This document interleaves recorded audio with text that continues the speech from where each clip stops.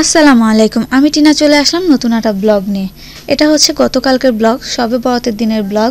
সকালবেলা ঘুম থেকে উঠে হচ্ছে মা শাক বাছতে বসে পড়ছে, আর মাহি ঘুম থেকে উঠে হচ্ছে এই তো হাতে মেহেদি দিতে শুরু করছে।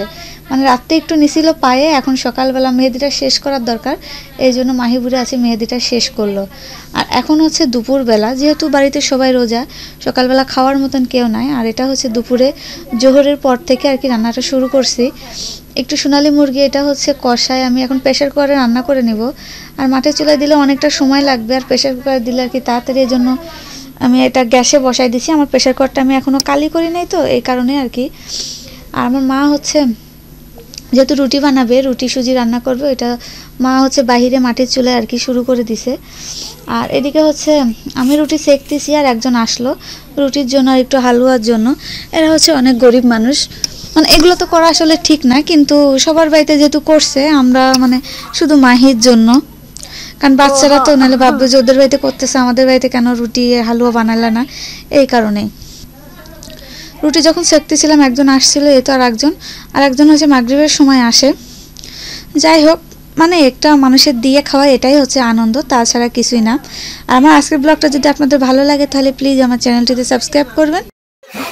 তুমি তো রোজা রেখে তোর মুখটুক পুরো শুকাই গেছে। তুমি ডায়েট করতেছো? রোজা রাখা কিন্তু স্বাস্থ্যের জন্য অনেক উপকার।